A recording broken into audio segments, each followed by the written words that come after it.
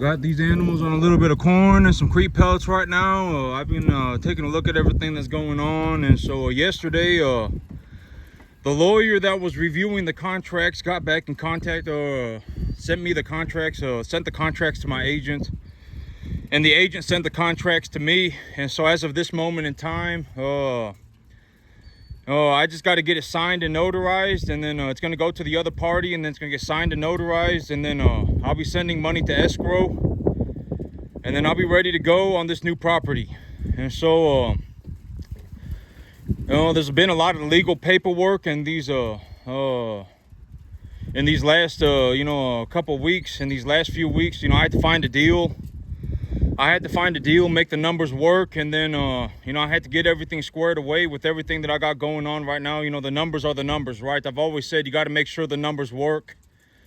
You got to take a good hard look at the numbers. How much cash flow are you generating? How much cash flow is being generated? The quality of your assets. What kind of assets do you have? How much are you looking to leverage, etc., etc. You got to make sure the numbers work, right? And when you look at the numbers, they should, you should be able to, if you completely mess, I've already said this like 10 times, if you mess up the numbers completely, that's a sign that you're a tard. You're a moron. If you mess up the numbers completely, oh my God, it's like adding, 5 plus 5, and it's like 5 plus 5 is 55. 5 plus 5 is not 55, all right?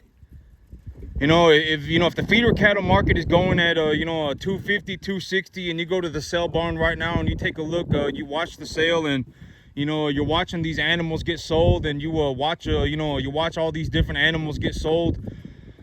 Almost all of the animals are going to get sold within the same range, right? Even a Brahma heifer right now is going to sell for about $1.75 to $2.10 at that 600-700 pound weight. Right, and so you take a look at your animals and you say, the feeder cattle market is sitting at 250, 260, and when I take a look across my herd, a majority, I would say about 90% of these animals are 1 to 1.5 type medium large frame animals.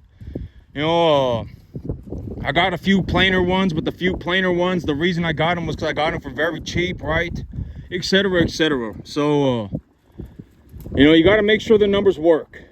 And so always make sure the numbers work. If the numbers don't work, then don't take the deal, right? I've already said that 20 times. Go and find a different deal. Make sure the numbers work. And so, I got the paperwork back from the lawyer. And I'm going to start liquidating my animals at 600 right now. I got a big order of hay coming in. I ordered some hay, and I got a big order of hay coming in right now, and I'll be liquidating my animals at 600 because I was running the numbers and I was like, I'll make maybe about $150, $200 an animal of net profit if I liquidate at 600 right now.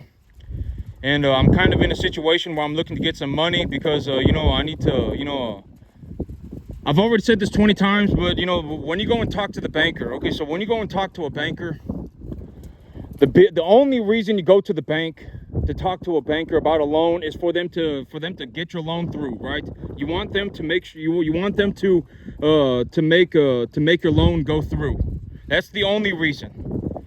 And so when I go to the bank, it's like, what am I going to do, right? I'm going to file my paperwork and I'm going to show the banker the money. Why? Because money talks, right? Hey, last month I made 14 grand. I made 7 grand in the cattle market. This month I made I'm gonna take a large amount of animals to market. Any animal that's at about 600 pounds, they'll be going to market, and I want to show the banker, hey, when I start liquidating animals, I make $30,000 a month. I make $35,000 a month, because if I show the banker the money, the money will speak for itself, right? Like if I go into the bank right now and I drop a check in front of the banker and I say, hey, I made $35,000 last month. That money is the money. Money is not subjective. And this all ties together. Make sure the numbers work. Money's not subjective. All of this stuff, it ties together. Money is objective. You should be able to calculate the money. It's not some pie in the sky, thing, right? It's a real thing and it's right there. You should be able to look at it and go, this is the money, right? But I've already said, I was talking about this, a couple days ago and yesterday too, and it's like, Most people, they would not, okay, most people would not know rich if it slapped them in the face tomorrow, right? A lot of people have been poor for too long. You know, and what I mean by that is, you know, when I go out in the world and I take a look around at the world, right? It does not matter, white, black, Asian, Mexican, it does not matter. It does not matter. You know, everybody is, you know, I have not seen anybody accumulate as much equity as me personally. There's a reason why, you know, at the end of the day, there's a reason why I accumulated $1 million worth of equity a year over the last 2 years, right? There's a reason for that. You know, and most people, if Rich slapped them in the face tomorrow, they would have no idea. They would have no idea what they're even looking at. And, you know, and I've always said, you know, most people, their backbone is like a wet noodle. And this is what I mean. A lot of people, it's like, you know, you could have just gone and read one book, right? You could have gone and read one book on cattle and figured out what a beef animal was. You could have gone and watched one presentation. 1 2-hour presentation on the internet. This is what a beef animal is. These are different breeds of beef animals, right? And I've already told you what I classify my 4 major beef breed animals in Texas to be, right? In my area. The Angus, the Hereford, the Brahma, and the Charolais. That's essentially it. And if an animal looks like an Angus, then it just, more or less, it's still a commodity animal. If it's an Angus, but you know, if it's a balancer bull, but it looks like an Angus, it does not matter. You know, it's still a commodity animal. You know, if you go to the sale barn right now and you find a Cimbra, and you go, man, I think the Cimbra, you know, I think that this is a Brangus, but it's not a Brangus. When you get it genetically tested, it's a Cimbra. It does not matter. It's still a 1 to 1.5 type commodity animal. It does not matter. As long as you know how to recognize the 4 breeds, you don't want to be in a situation where you're looking at a Shorthorn, or you're looking at a Holstein, or you're looking at a Jersey, and you go, I think that this is an Angus, right? Oh, this is just a cow, right? That's where you don't want to be. And this is what I mean by a lot of people, your backbone is like a wet noodle. You know, it's like, all you had to do was go and read one book. You could have watched one presentation. It would have taken you 2 hours, and it would have helped you develop an understanding of what a beef animal is. You could have watched one presentation on how to formulate animal feed, and it would have legitimately, you know, and that's all you had to do, right? And it's like most people, it's like, you know, but this is also what I mean by a lot of people are a massive pile of problems. You know, that once the problems start, I mean, you're pretty much set that way forever. I mean, you know, by the time the problems start, I mean, you're pretty much a massive pile of problems forever. Forever, every day that you get up, you'll grab the shovel and you'll put a little bit more, you know, BS on top of yourself, and then you'll get stuck under this massive pile of BS, and then you won't be able to get out from it, right? I mean, you'll wake up, oh my God, you know, I fell out of heaven at 7. My life is a mystical, magical journey. And then you'll be stuck like that forever. I can almost guarantee it. But when it's like, you know, it's like if instead of thinking about that, you went on the internet and watched one presentation and actually learned something, right? But instead of doing that, you wanted to sit there, oh, I fell out of heaven at 7. My life is a mystical, magical journey. And now you're a tard, right? And it's like you could have gone on instead of doing whatever it was that you were doing, you could have actually gone and moved forward in a straight line. And you know, and you know, like this is a very good example. I met another person, but I'm telling you, every single person that I've met, except for one person. And like me, you know, I've even said a couple of days ago that, you know, the reason I do not take opinions from anybody. Well, I mean, it all ties back together. Unless you actually know what you're doing. And if you know what you're doing, when you look at what I'm doing, you understand how phenomenally well I'm doing for myself, right? But that's a very, very, very small percentage of the population. It might be about 1% or less. And the 1% would have to be cattlemen in specific. If you took the general population in its entirety, it would be like 1 in 10 million people actually know what I'm doing and actually understand how well that I'm doing for myself, right? And this is also what I mean by don't take the opinions of anybody. Most people are a tard, right? Most people are. I mean, I don't get any sort of enjoyment saying that. I don't get a kick out of saying that. But I mean, if you want to know what I think about, that is it right there. I mean, you know, do not take the opinions of anybody. Ever, unless they actually know what they're doing, and you know they are offering you something that is objectively better than what you are doing right now. Oh, if you increased the energy concentration of your feed by 3%, and gave your animals a whatever, right? You gave your animals 5 grams of an ionophore and increased your energy ration, the energy portion of your ration by 3%, and decreased your protein by 1%. And it's like, and then this is objectively shown to do better over a long period of time. Then sure, I will consider it, right? I mean, it's got to be something like that. If it's just I fell out of heaven to 7, my life is a mystical, magical journey, and I fell out of heaven, and then I was born to be a cattleman, right? Wrong. A lot of people don't understand, and and it's like at the end of the day, your backbone's a wet noodle. If things get 10% hard for you, you'll quit, and then everybody will quit. If things get 10% too hard, everybody will quit. Oh my God, I need to go and I need to go and make a deal for a piece of land. Everybody quits, right? You can open up an option contract on the piece of land to get a 0%, everybody will quit, right? All you have to do is go and talk to the banker and communicate to the banker what you are doing. Everybody will quit. Like 99% of people, boom, quit. It's just a little difficult and everybody quits, right? And it's not just for cattle, and then it's for the grass, it's the same thing. For the cattle, it's the same thing. For the business portion of the thing, it's the same thing. And then they go home and they fiddle their own dillies. Oh my God, I fell out of heaven to 7. My life is a mystical, magical journey, right?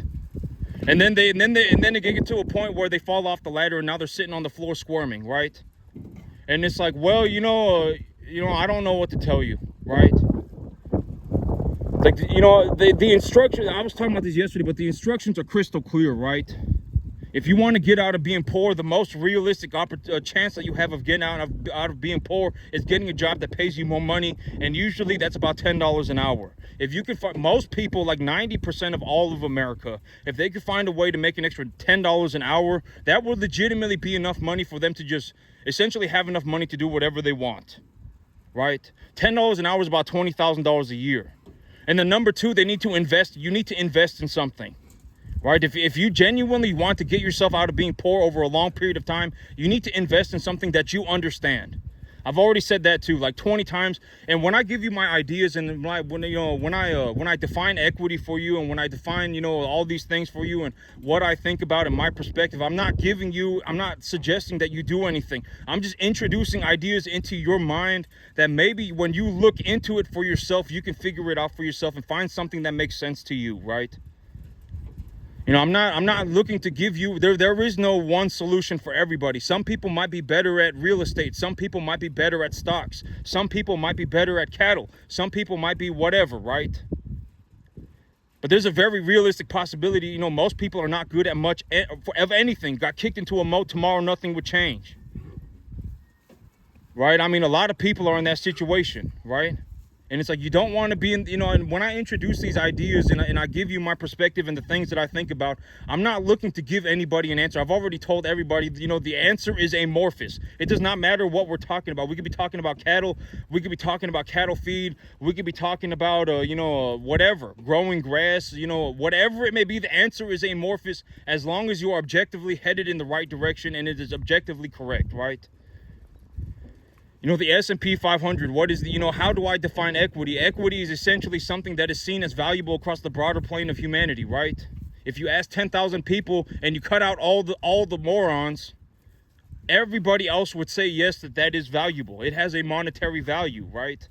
It does not matter if we're talking about the S&P 500. It could be a room full of gold. It could be real estate. It could be cattle. It could be anything. It could be a room full of guns. If people think it's valuable across the broader plane of reality, then it is equitable. That is how I define equity, right? And the instructions, and it's like, at the end of the day, it's like, the instructions are crystal clear, right? And if you don't want to, if you absolutely hate my guts and but I may be the only person actually stepping up and doing anything about showing anybody how to become extremely rich. You could become rich overnight. If you wanted to, right? Everybody could. I mean, it's not hard. If you found a way to make an extra $10 an hour and then you invested that $10 an hour over the next 15 years or so, you were legitimate and you didn't ruin it for yourself. You invested. I've already said, the cattle business and all this, it took me 15 years. That's the thing a lot of people don't understand. It's like, and I have about, I would say once I get this all rolling, I got the paperwork back from the lawyer yesterday and I got to sign everything and get it notarized and then send it back. And then, I got to go over to the bank and, you know, I'm going to show them the money that I make, and then, you know, et cetera, and then I'm going to get some loans cleared away. I'm going to go 100% leverage for my cattle, et cetera, right? You know, my plan right now is to go 100% leverage for my cattle. I'm going to go to the bank, right? I'm going to go to the bank and ask for a, well, what's called a direct loan. I think it's called an operating loan from the FSA. You know, they want to see my balance sheet, and I actually thought that this was kind of funny because I printed out the direct loan application. I printed out the loan application for the loans yesterday, and you know, I've already been saying that the FSA, that they're more interested in the balance sheet side of things. They're not looking for credit or anything like that. And I told you, and I was saying that I could fill out all of the paperwork in half an hour, and I filled out all the paperwork in half an hour. They want to know how many animals do I anticipate that I'm going to purchase. You know, how much do I anticipate that I'm going to make per animal. They want to know that stuff, and I was actually able to fill out all of it in about half an hour. And so I just got to go and send it to the banker now. I just got to go and, you know, put it in front of the banker and meet the banker. And so, you know, I got all that stuff figured out yesterday. I just got to go to the bank and I'm going to get that loan. I'm going to go and get that loan, and I'm looking for a loan for $150,000, and then I'm looking for another loan of $350,000 for a piece of property. So for the property, because I was like, you know, right now, you know, I technically do have the property under contract. I do technically have the property under contract, and so I'm going to take the option contract to the banker, and I'm just going to file it. You know, I've already said, you know, that there's, you know, having nothing to lose is like a superpower, right? If you have nothing to lose, it's like a superpower. You know, what could I possibly lose by just handing the banker a piece of paper, right? Please look at my application, or look at my, you know, I just want to give you my application. What do I possibly have to lose, right? Nothing. Right? I mean, if the banker, you know, and I've already told you, you know, if the banker, if the application does not go through, they'll tell you why. You know, oh, you know, we want this, we want a little bit more paperwork, we want this piece of paperwork, or whatever it may be. The banker will tell you, right? I've already said that 20 times. If you go and talk to the banker, and for whatever reason your loan doesn't go through, the banker will tell you why, and then you can go and do it, and then you can bring the application back, and then you can just keep doing that until everything goes through, right? And so, you know, I filled out all of my bank paperwork yesterday. I'm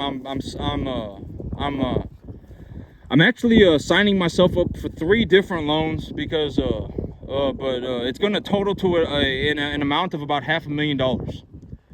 And so I'm looking to take a loan for $500,000. Right now I got about, you know, so that's what I'm looking to do right now. I'm looking to take a loan for about $500,000, and they want to know where the money's going. Why am I going to, you know, why do I need the money? They want to know that stuff, and I filled all that stuff out already, right? I'm going to buy 1 to 1.5 type commodity, medium, large frame animals. If the feeder cattle market goes from 250 to 260 over the, you know, if the feeder cattle market, but, you know, it doesn't matter what the feeder cattle market does, you know, I'm going to take the feeder cattle market, deduct 10%, and then cut that number in half. And when I cut that number in half, that's the number that I take to the sale barn. And when I sit at the sale barn and I'm watching the animals go through the ring, that is my budget per animal, right? You know, it does not matter, you know, and then when I talk to the banker's going to know what I'm talking about, right? I would hope so, right? If the banker's a tar too, that's not good, right? And so, you know, but the banker's going to know what I'm talking about. And so, you know, I filled out all the paperwork yesterday. You know, what am I going to do with the money? Why do I need the money? You know, what am I going to do with it? I filled out all that paperwork yesterday. And so now I just got to go and hand that piece of paper off to the banker, and then I got to go to the when I'm at the bank, I got to go to the bank, and then I got to get the lawyer sent the whole draft thing, the whole thing that they typed up. The lawyer typed up. They're gonna send they sent it to my agent, and my agent sent it to me. I got to get that thing signed and notarized, and then I got to send it back to the other party, and the other party's gonna get it signed and notarized, and then the contract is now underway, and now I can do whatever I need to do, right? And so right now, that's where everything is in terms of the real estate deal. And it's like, you know, when I give you my perspective, I'm not looking to give you, there is no one surefire way of doing anything. You know, I cannot turn everybody into a cattleman. You know, I cannot turn everybody into a cattleman. I cannot turn everybody into a real estate investor. I cannot turn everybody into a stock market investor. But what I can do is introduce ideas that over, you know, the broader plane of humanity is objectively correct. And whatever makes sense to you is what you should go and invest in. and just be ready. It will probably take about 15 years before you realize, oh my God, I am extremely rich. I have $2 million worth of equity and I am producing a 12% return, right? I mean, if you want, but that's the situation that I'm in, right? I got about $2 million worth of equity. As soon as I get this new property figured out and I get these animals over to the new property, I start liquidating these animals and I get my new loan. And when I get my new loan, I can bring in new animals, etc., etc. Once everything gets rolling here in about the 6 months, I'll have about $2 million worth of equity, and it will be producing about 12% return on that.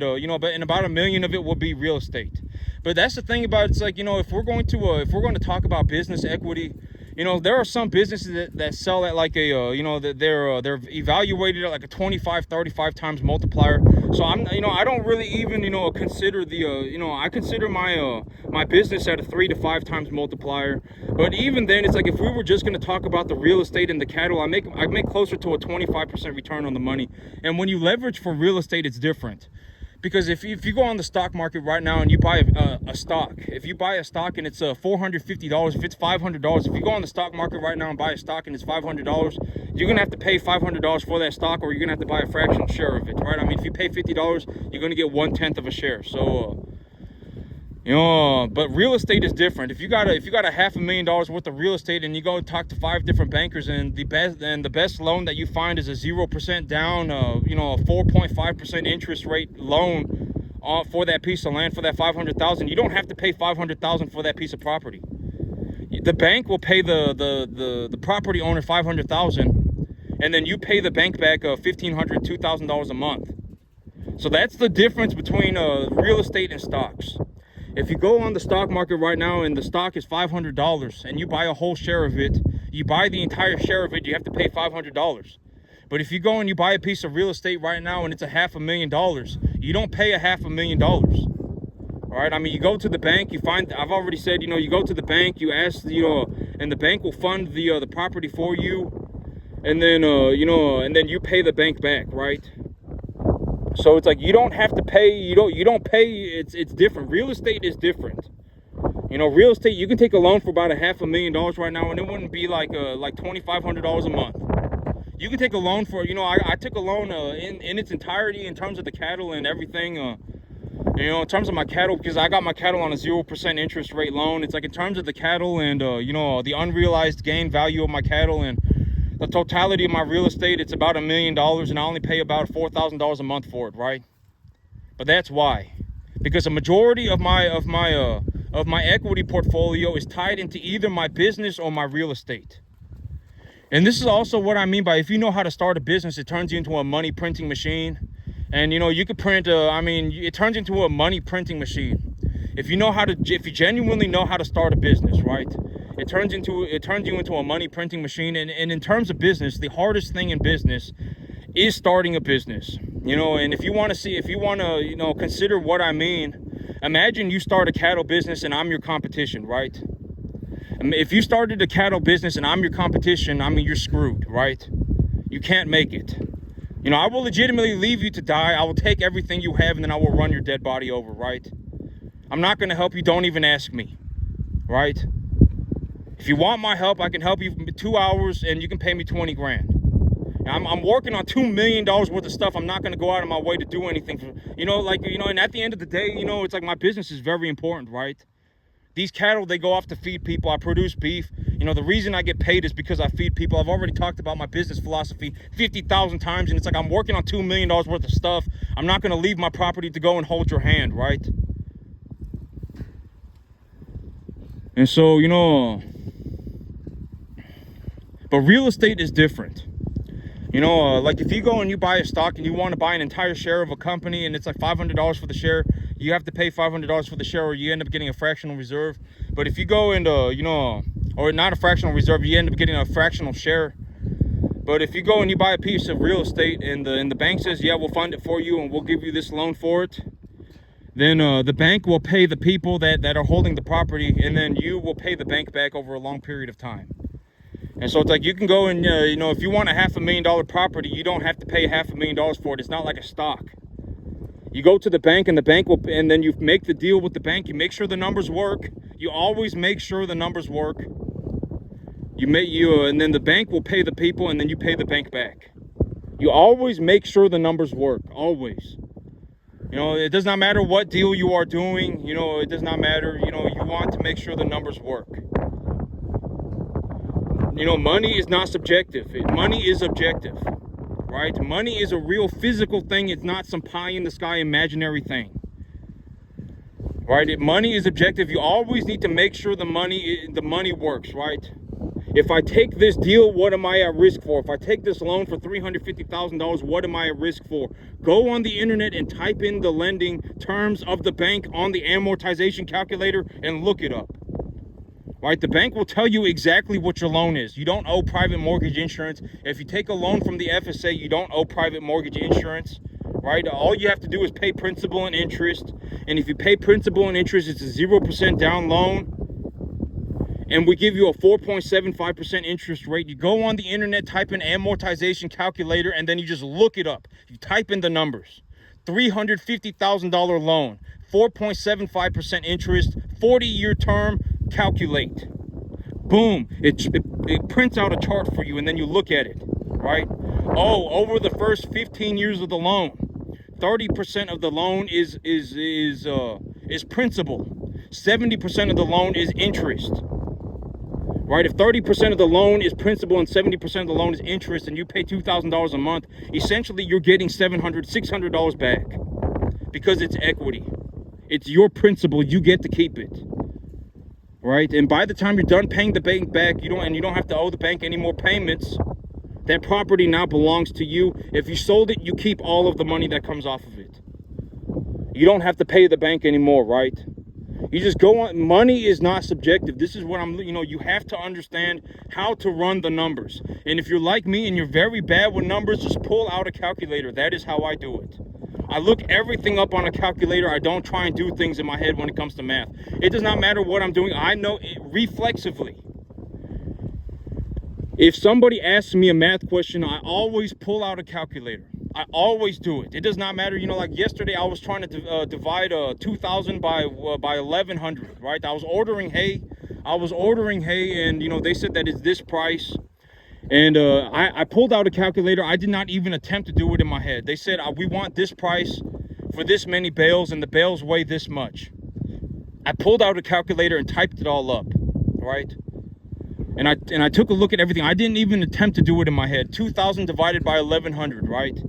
0.55. You know, if each bale is 0.55 tons and costs, X money, XYZ amount of money, then I'm paying this much per ton, right? And if this hay is at this feed value and I have to mix it with this other feed value and I have to feed my animals 3.25% of their body weight a day, and I'm going to raise them up to 600 pounds, and I anticipate that I bring them in at about 200 because the feeder cattle market is sitting at 250, 260. You know, the corn market's been going, et cetera, right? Everything always ties back together.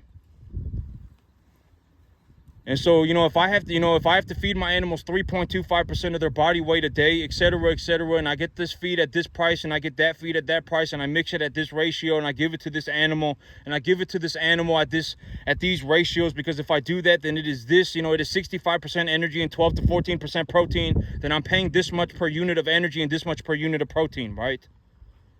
I do the same thing all the time, right? All the time. And it's like, and when I introduce ideas, I'm not looking to, okay, and I've already said this even like 20 times on this video, that money's objective and it's not subjective, right? There's a reason why I made $1 million worth of equity a year. There's a reason for it, right? I mean, when you listen to what I do and when you listen to what I say and the things that I do, you have to understand. I always say bake the money into the pie, right? You need to consider the money because the money is not subjective. The money is objective, right? And if you made nothing, and here's the thing, it's like me, I go out into the world and I see all types of people, right? White, black, Asian, Mexican, everything, right? All types of people. And I'm gonna see thousands of people. I have not met one person that has even accumulated 10% of the equity that I have over the last 2 years of my life. Not one person. Nobody's walking around going, oh my God, you know, even just $200,000. People are not going around going, oh my God, you know, I put together $200,000 worth of equity over the last 2 years, and it's making me a return of 12%. I have not met anybody that's even doing 10% of what I'm doing. Not a single person, right? And if you're poor, there's a reason you're poor. And, you know, and money's not subjective. Money is objective. It is a crystal clear thing. Either you have the money or you don't. Either you have $1 million worth of real estate or you don't, right? Either you have either you have a business that is evaluated at $1 million when multiplied at a 3 to 5 times. You know, if your earnings are multiplied 3 to 5 times, which is a reasonable, you know, there are some businesses out there that are multiplied at 35 times, right? But I mean, at a 3 to 5 times multiplier, your business is valuated at $1 million, right? A lot of people lose money in business. And so it's like, you know, it's like if at the end of the day, one person has a business that is evaluated at $1 million and another person has a business that is losing money, then it is what it is. That person is losing money and this other man's business is worth $1 million. And this is also what I mean by you should always find a rich person, right? I mean, you know, and if but do not, I'm not saying that to sound like a prick, right? But always find somebody who is making a drastic amount of money and figure out what they're doing. Because at the end of the day, if you're poor, there's a reason you're poor, right? And that goes for everybody, right? You know, it does not matter. White, black, Asian, it does not matter, right? Mexican, it does not matter. If you're poor, you're poor, right? And you should not be proud of yourself. Right, and I've already said, you know, because it's like, a lot of people, they'll go through life and they'll be poor and they'll be proud of themselves, and then they'll get to the point where they fall off the ladder and now they're squirming on the floor, and it's like, and it's like, is that how you want to end up, right? When the instructions were crystal clear from the beginning, you get a job that pays you more money, you invest the money, and then you don't ruin it for yourself over a long period of time, and if you do that, you will be rich, right? The instructions are crystal clear. I mean, don't go on a la-la land journey and then you just go walking off somewhere else, and now it's your turn to go up the ladder, and when you go up the ladder, you fall off the ladder, and now you're squirming on the floor too, right? Here, and I've always, I've talked about the divorce mindset and what I consider the divorce mindset, and it's like, when I define what I'm talking about, it's like half the people that believe that they're having the best idea in their life are actually making the worst decision in their life, right? Half of the people that are getting married are going to get divorced. And so, it's like you got to take a look at what is going on for what it is. And that is what I call the divorced mindset, right? The divorce mindset, it's like you think you're having a good idea, but in reality, this is the worst idea you are ever having, right? You need to take a look at it. And it's like, when you take a look at me and it's like, I'm going to go and take a loan and et cetera, what am I at risk for? Right? $1,500. Do I look like I care about $1,500 a month? It's going to cost me $1,500 a month to purchase this new property. Do I look like I'm considering, I'm worried about $1,500, right? I'm not worried about $1,500. What are the things that I'm worried about, right? I'm going to get my animals. I'm going to put a GPS tag on all of my animals. That's something that I'm worried about right now. That's something that I'm considering when I go and talk to the banker about why do I need the loan. That's going to be one of the things that I want to buy, right? I'm going to buy myself a GPS tag for every one of my animals. A satellite GPS tag, right? That's something that I'm worried about. Right, I'm worried about what kind of grass am I going to grow? How am I going to grow the grass? I'm worried about drilling a well. I'm worried about building a fence. Right, I'm not sitting there going, oh my God, $1,500 a month. Right,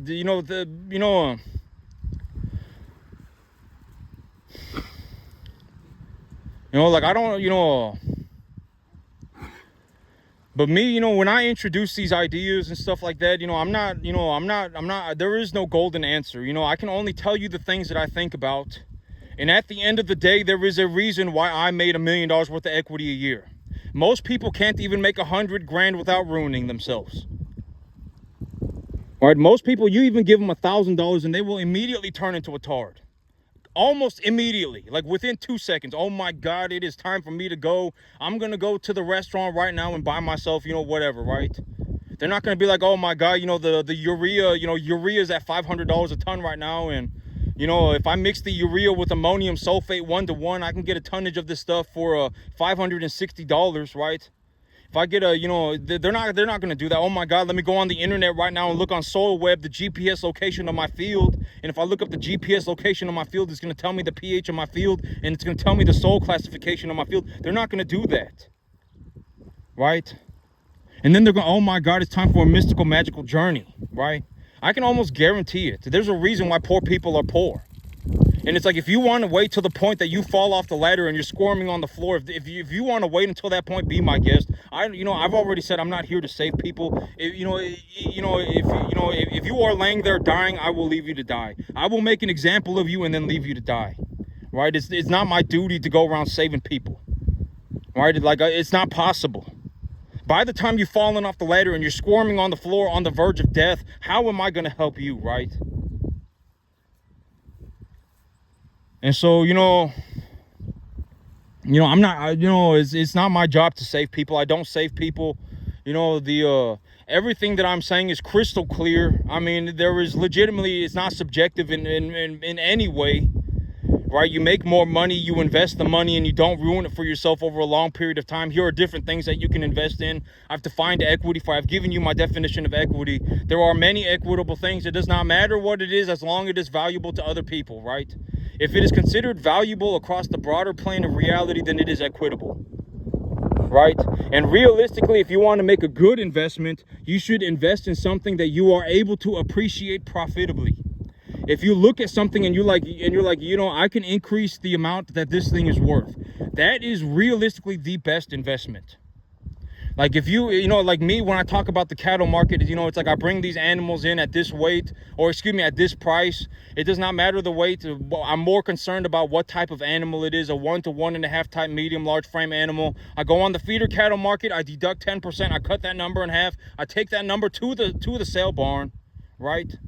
And then I look for animals that are 1 to 1.5 type medium large frame for that price. That's the stuff that I'm concerned. I'm not sitting there going, oh my God, $900. It's going to cost me $900 to buy an animal. It's going to cost me $800 to buy an animal. I'm not worried about the $800 or $900. It's the same thing with the piece of land. I'm not worried about the $1,500. What am I thinking about? I need to put a satellite GPS tag on all my animals, right?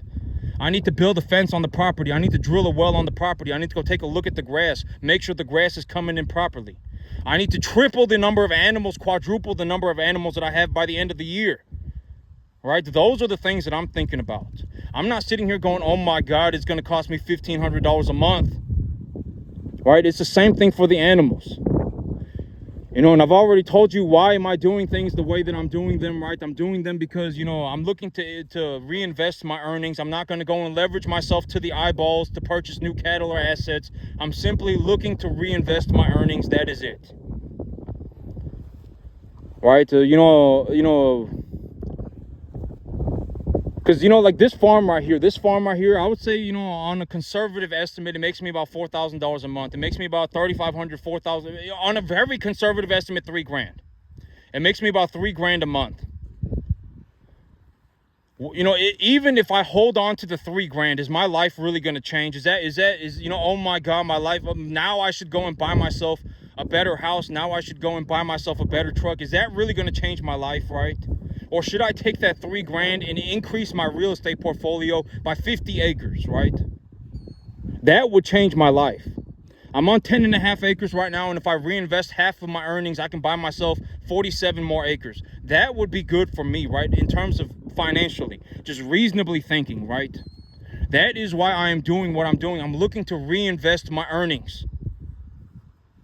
I'm not going to go and leverage myself to the eyeballs for new assets, right? That's not what I'm going to do, right? I'm simply looking to reinvest my earnings, because the money that I make here, it's nice, but realistically, $4,000 a month is not going to change my life. If I just hold on to, if I'm, oh my God, and then I go and buy myself a new truck and whatever it is that I'm going to do, oh my God, I'm going to go and buy myself a Lamborghini. Is that going to change my life? It's not going to change my life. Even if I bought myself a bigger house, is that going to change my life? Not really. You know what is going to change my life? If I increase the revenue that I'm generating by 5-fold. If I go from running 50 cattle, if I go from running 60 cattle to running 200 cattle, that will change my life. Right? That would change my life, and for the better, objectively for the better. And what do I have to risk to do that? $1,500, $2,000 a month. I'm making more than that on my farm right here. I'm reinvesting the money that I am making here to start my new farm, right? And when my new farm makes money, then I will keep that money. And this is also what I mean by if you know how to start a business, and if I just use farming as an example, if you genuinely know how to start a business, then it makes you a money printing machine. Millions of dollars very rapidly. It makes you a money printing machine. Why? Because if I use farming as an example, if you put me on a field tomorrow, I would start farming that field within 2 seconds of being on that field. And I would start making money on that field very rapidly. That money, you know, when you consider the equity value of your business, the equity value of a business is a multiple of those earnings. So it's like if you make 150 grand, and if your business is being evaluated at 3 to 5 times, that's like $500, $750,000 that you generated out of the nothingness, right? You essentially just generated that money out of nothing. Why? Because that piece of property that you are on right now, before you got onto it, was essentially nothing. Nobody was doing anything on it. Nobody was making any money on it. But the moment that you showed up, there was a massive amount of money being generated.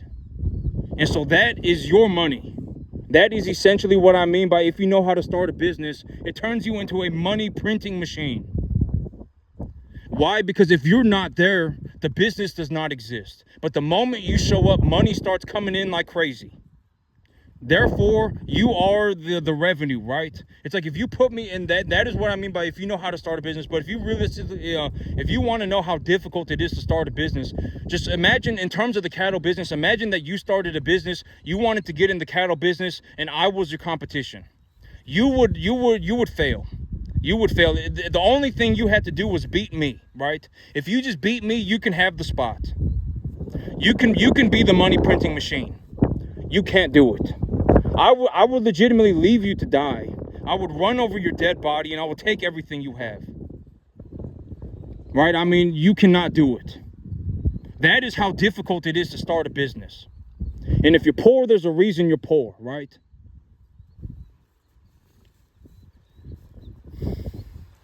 And, you know, and at the end of the day, there's a reason why I generated $1 million worth of equity a year over the last 2 years. There's a reason why I did it. Right? There's a reason for that too. And you know, when I talk about the things that I'm talking about, I'm looking to give ideas. I'm looking to introduce ideas to all of you watching, right? To everybody watching, I'm looking to introduce ideas to you. Ideas that I believe to be objectively correct with a good reason. You know, why do I define equity the way that I do, right? You know, why do I talk about the S&P 500? Why do I talk about buying businesses? Why do I talk about taking a look at the numbers, right? Because all of these things are objectively very important. If you want to get ahead financially, if you want to know what rich people think like that, you know, this is it. And, you know, and I understand that, you know, $1 million a year is not a massive amount of money in terms of the global scheme of things. In terms of the global whatever it is, you know, $1 million a year is not that drastic of amount of money. But for most people, if they found a way to make $1 million a year of equity and make a 12% return on that equity, they wouldn't know whether to piss their pants or sing Kumbaya. They would be in shock.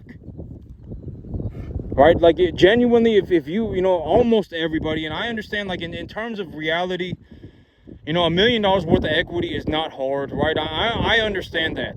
I understand, like, if you wanted to genuinely go and take a loan for $1 million from the bank today, you could do it for about $4,000 a month, right? If you genuinely believe that you had an idea that was so good that if you just threw $1 million at it, you can make money on it. You can borrow the $1 million for about $4,000 to $5,000 a month. I understand that $1 million is not a lot of money. But most people, and I'm in, you know, in terms of just the whatever it may be, Most people, if they generated $1 million worth of equity a year and was making a 12% return on that equity, they would crap their pants. They would not know whether to piss their pants or sing Kumbaya. They would not. They would not know what to do with themselves. And most of the time, people would implode. They would self-destruct. They would ruin it. They would self-sabotage, right? Oh my God, now that my business is making $250,000 a year, it's time for me to go and buy a Lamborghini, right? It's time for me to go into whatever, right? To go drink a bunch of beer, right? Oh my God, it's time to celebrate. I need to go and buy a bunch of beers, right? When in reality, you should take the $250,000 and reinvest it. Leverage it. If you have a $250,000 and you leverage it, you can leverage that $250,000 for like 50 million bucks. Like, I'm not gonna say 50 million. You can leverage that for like $5 million. If you make a $250,000 a year, you can leverage that for like 5 million bucks. And so in reality, that's what you should, but I mean, I'm not going to say that's what you should be doing because, most people, if you can get to the point where you have $2 million worth of equity, most people, if you can get to the point where you have $2 million worth of equity and you're making a 12% return on it, you essentially don't have to worry about money anymore. Forever. You don't have to worry about money anymore. As long as you don't ruin it for yourself, you don't have to worry about money anymore. You make good decisions with your money, right? You put your money and you don't worry about expanding your business or anything. You just put it into the S&P 500, right? You just put it into the S&P 500, you get your 3% dividend a year, and maybe the stock goes up on average 10% a year over the next 50 years, right? And so, most people, I'm not going to say that you should continue forward. If you do have $2 million worth of equity and you're making 12% return on that money, if you don't ruin it for yourself, I mean, you essentially have more money than you could ever use. But there's a lot of different ways that you can do it, and I've already said statistically, your chances of becoming a millionaire go up are the highest if you get into real estate. And personally, me, in terms of the investment that I believe that I understand the best, it would be real estate. Real estate just makes sense to me. Like, if you give me a massive field, I could plant grass on it and put cattle on it, and that makes sense to me. That is what makes sense to me. I could put 1 to 1.5 type medium large frame animals on that field. If the field has a 7.0 pH and it has a 2E minus soil classification for cropland, that kind of stuff, it makes sense to me. Real estate makes sense to me personally. It does not have to make sense for you. I'm just introducing ideas that would help you, when you go and look into these things, you can find something that makes sense to you, and then you can do whatever it is that makes the most sense to you. You should go and find something that makes sense to you and do that. If it's the stock market, if it's the S&P 500, go and do that, right? If you take a look at the stock market and you go, oh my God, I can buy the S&P 500, but I can also buy put contracts on the VXX or VIX or whatever it's called, right? And if you believe that it's less risk to buy put contracts, and then you can leverage your money, etc., by purchasing the VIX, and it's a less, and if you want to make, whatever it is that makes the most sense to you, you can go out and do it. But as long as you understand the general rules, right, the general ideas, what is equity? Why do you want to retain equity? Why do you want to purchase things that are equitable, right? And I've already said that the reason, I've already said this 20 times, if the reason you want to purchase something that is equitable is because when you purchase something that is equitable, you are not using money. You are trading money for something that is evaluated at that price. So if you buy a stock that is worth $500, the stock price is $500, and you pay $500 for that stock. The moment you pay $500 for that stock, you will have that $500 stock. If you wanted to sell it the next second, and it was selling for $500 1 second later, you can sell it for $500 and get your $500 back. Right? That is the big reason why you want to understand equity. What is equity? Equity is something that is deemed to be valuable across the broader plane of reality. And when you purchase something that is equitable, you are not spending money. You are trading money for the thing. And if you want to trade it back, you can trade it back whenever you want, right? If you buy $500 worth of a stock, and let's say you wake up tomorrow and you say, man, I need the $500. and the stock is still exactly $500, you can sell that stock for $500 and get your $500 back. You did not spend the money. And this is also what I mean by you want to store your money in equitable things. And if you have a lot of unrealized gains, if you bought a stock at 500 but it went up to $700, and you bought, let's say, and you got $200 worth of unrealized gains, and you got you put $100,000 into something and it turned into $170,000 or whatever it may be, right? You bought $100,000 worth of a stock and it turned into $170,000 within several years or whatever it may be. And you don't want to realize the gains. You don't want to sell the stock, because if you sell the stock, you got $70,000 worth of gains that you need to pay taxes on, right? Capital gains on, right? Or whatever it may be. I don't know the stock market exactly, I'm just giving you rough ideas.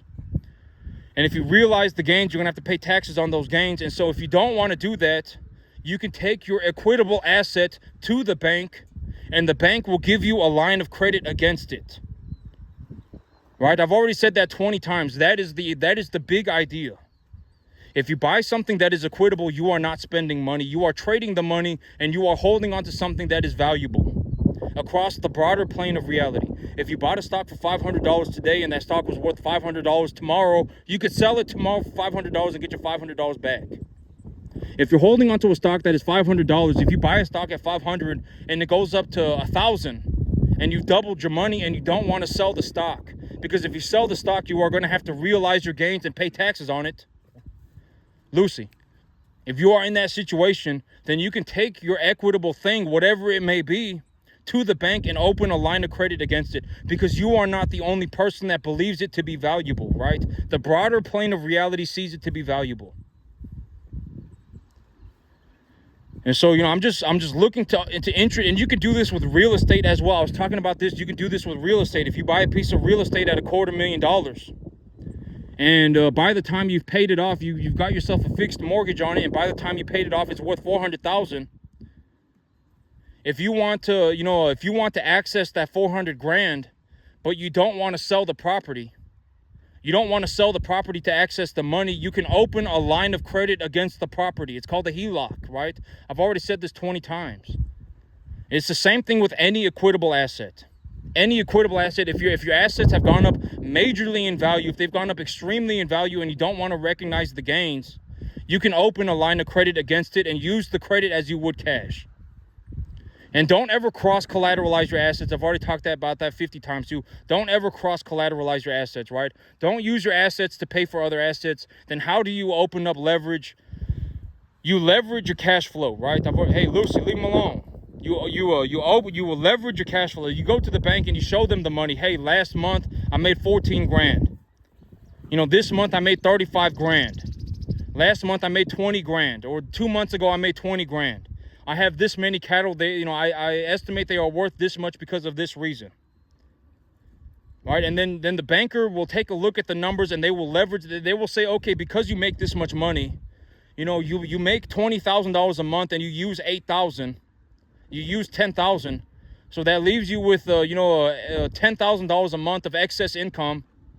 Right? You have $10,000 a month of excess income. We will leverage that $10,000 of excess income for you. All right, we will give you this loan at this rate. What are you trying to purchase, and what are you looking to purchase, and then et cetera, and then we'll give you this. Go and talk to the banker, right? I've always said, if you want to know what the banker will give you, go and talk to the banker. Take them your asset, take them the thing that it is that you want to buy, and then give them a good reason to give you money for it, right? And then they will run the numbers for you. And so, but yep, that's what I got going on right now. I got the paperwork back from my agent. My agent got the paperwork back from the lawyer. I got to go and get it signed. I got to get it notarized.